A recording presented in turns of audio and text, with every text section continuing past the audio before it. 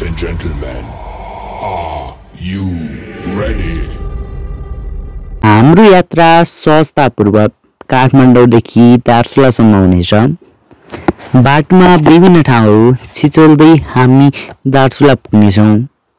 हामीले पहिले भने हवाई मार्ग प्रयोग गर्नेछौँ भने फेरि हामी गाडीबाट जानेछौँ। यसकारण हामी त्रिभुवन विमानस्थलबाट हामी धनगढी विमानस्थलतर्फ हामी यात्रा तय गर्नेछौँ।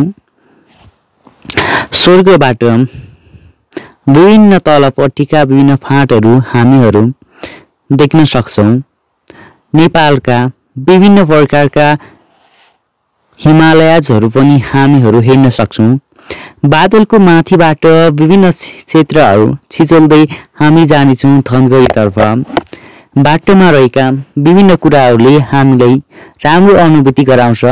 नेपाल कस्तो छ भन्ने कुरा यहाँबाट पनि हेर्न सकिन्छ। बादलका ती साना साना झल्कोहरूले हामीलाई राम्रो अनुमान दिलाउँछ। बाटोबाट हामी जाँदाखेरि धनगढीमा रहेको यस सडकले हामीलाई सुदूरपश्चिमको यात्रा तय गराउनलाई स्वागत गर्ने गर्छ भने हामीलाई राम्रो अनुभूति पनि हुने गर्छ। बिचमा रहेका यी बोट बिरुवाहरू र रातिको समयमा बल्ने लाइटहरूले पनि हामीलाई साँच्चै सुदूरपश्चिम स्वर्गको एक टुक्रा जस्तो अनुभूति हुने गर्छ र हाम्रो लागि एउटा राम्रो अवसर पनि हो धनगढी घुम्ने। हामीले दिनभन्दा पनि रातिको समय धनगढीको सडकको यात्रा तय गर्न सक्छौँ, जसकारण हामीलाई राम्रो अनुभूति हुनेछ। धनगढी भने नेपालको एउटा धेरै गर्मी हुने ठाउँकाहरूमा पनि रहेको पाइन्छ, तर हाल भने खास गरी 33 डिग्रीसम्म मात्र थियो। यसैसँगै सुदूरपश्चिमको यात्रा गर्दा बाटोमा विभिन्न कठिनाइ त सहनै पर्छ, तर वरपरका दृश्यहरूले हामीलाई साँच्चै राम्रो नै अनुभूति गराउँछ। बाटोमा आएका पहिराहरू र सडक विभागले सडक राम्रोसँग नहेरिदिँदा पनि हामीलाई केही कठिनाइ सहनुपर्ने हुन्छ। बाटो अलि फोहोर हुँदा अगाडिको गाडीले पछाडिको गाडीलाई हल्का धुलो त उडाउने नै भयो। यो नेपालको अवस्थामा भने सामान्य नै मानिएको देखिन्छ, तर यस्तै कुराले छोडेर हामी अलि वरपरका केही दृश्यहरू हेरेर नै राम्रो अनुभूति गराउन सक्छौँ। हालको अवस्थामा भने खास गरी डोटी, बजाङ, डडेलधुरा, अछाम, बाजुरा जस्ता क्षेत्रहरूमा जाने गाडी भने प्रशस्त मात्रामा देख्न सकिन्थे। हामीहरू यस्तै गाडी हेर्दै वरपरका दृश्य हेर्दै हाम्रो यात्रा तय गर्नेछौँ। यसैसँगै तपाईँलाई सुदूरपश्चिम घुम्न मन छ भने विभिन्न ठाउँ घुम्न मन पर्छ होला। यसैसँगै सुदूरपश्चिममा रहेका जिल्लाहरूका केही मुख्य घुम्न योग्य क्षेत्रहरूका बारेमा म केही जानकारी दिनेछु। त्यसैसँगै बाजुराको बडीमालिका भन्ने ठाउँमा हामी घुम्न सक्छौँ।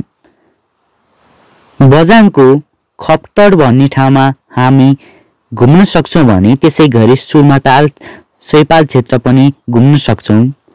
डोटीको खप्तड शैलेश्वरी घुम्न सक्छौँ। दार्चुलाको अफिनम्फा संरक्षण क्षेत्रसँगै ब्यासको छाङ्ग्रो जस्ता विभिन्न ठाउँ हामी घुम्न सक्छौँ। बैतडीको त्रिपुरा सुन्दरी, डडेलधुराको उग्रतारा, कञ्चनपुरको दोधरा चाँदनी, कैलालीको घोडाघोडी ताल जस्ता विभिन्न ठाउँहरू हामीले अध्ययन गर्न र घुम्न सक्छौँ। हामीले यस्ता क्षेत्रको यात्रा गर्नुपर्दा मुख्य रूपमा सडक यातायातको प्रयोग गर्नुपर्छ, किनकि यस्ता ठाउँमा एयरपोर्ट छैनन्, भए तापनि सुरुवातमा आएका छैनन् र दैनिकी रूपमा यात्रा गर्न सकिँदैन। त्यसै कारण सडकको प्रयोग गर्न उपयुक्त हुन्छ। सुदूरपश्चिमको मुख्य कुरा भनेकै देउडा हो। हामीले देउडा भने अवश्य खेल्नुपर्ने हुन्छ, किनकि देउडा भनेको एउटाको परम्परा हो र यसले हाम्रो पहिचान पनि झल्काउँछ भने यो खेल्दा हामीलाई रमाइलो समेत अनुभूति हुने गर्छ। त्यसकारण यो खेल्नु एकदमै महत्त्वपूर्ण रहेको छ। यदि तपाईँ सुदूरपश्चिम आउँदै हुनुहुन्छ भने पहिले यताको बारेमा केही कुरा जानेरै आउनुपर्ने हुन्छ, किनकि तपाईँले यता आएपछि तपाईँलाई घुम्नलाई अझै सजिलो हुनेछ। मुख्य रूपमा तपाईँले यता आउँदाखेरि सुदूरपश्चिममा घुम्न योग्य ठाउँहरू र के कस्तो रहेको छ भन्ने कुराहरू पनि तपाईँले अध्ययन गर्नुपर्ने महत्त्वपूर्ण रहेको छ।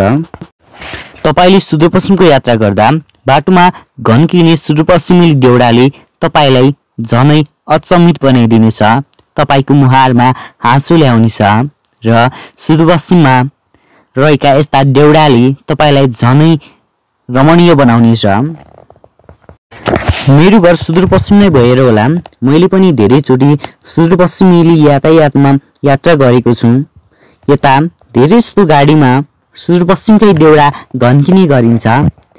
कुनै कुनै बेला अरू गीतहरूलाई पनि धेरै समय भने सुदूरपश्चिमेली देउडा नै घन्किने गरेको मैले देखेको छु।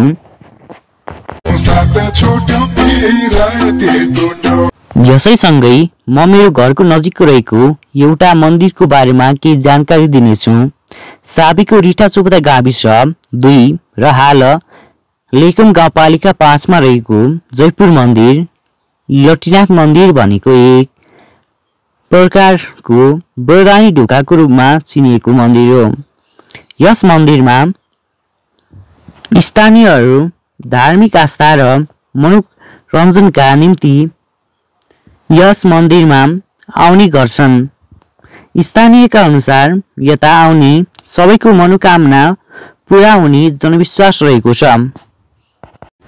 शान्त छ साँझको पवन, बसेको छ मन्दिरको आँगन, घन्टीको आवाजले स्पर्श गर्छ हृदय, जयपुरको मन्दिर एक साँचो अभय। हामीले पनि आफू नजिक रहेका प्राकृतिक सम्पदाहरूको पनि प्रचार प्रसार गर्न आवश्यक छ। त्यसैले तपाईँ पनि आफ्नो नजिक रहेका ठाउँहरूको प्रचार प्रसार गर्न सक्नुहुन्छ। आज फेरि पनि हामी आफ्नो यात्रातिर लागौँ त है त। सुदूरपश्चिमको यात्रा गर्दा मैले विभिन्न कुराहरू देखेँ, विभिन्न वातावरणहरू देखेँ। कतै पानी परिरहेको त कतै घाम लागेको। बादलले पनि हामीलाई स्वागत गरे जसरी किनारतिर लागिरहेको जस्तो मैले देखेको छु। साँच्चीकै यो एक प्रकारले हामीलाई स्वागतै गरे जस्तो थियो, किनकि कहिले जिस्काए जसरी कहिले माथि जान्थ्यो त कहिले फेरि पुनः त्यो ठाउँमा आएर नै घाम लाग्ने गर्थ्यो। हामीले यस्तो यात्रा गर्दा विभिन्न मन्दिरहरू पनि देख्यौँ, विभिन्न कुराहरू देख्यौँ। यो पनि एउटा मन्दिर नै हो सायद। बाटोमा विभिन्न पार्कहरू त नभनौँ, विभिन्न कुराहरू पनि निर्माण गरेका छन्।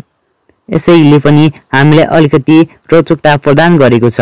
मुख्य गरी यो ठाउँमा त नेपालको झन्डाले नै हामीलाई राम्रो लागेको छ।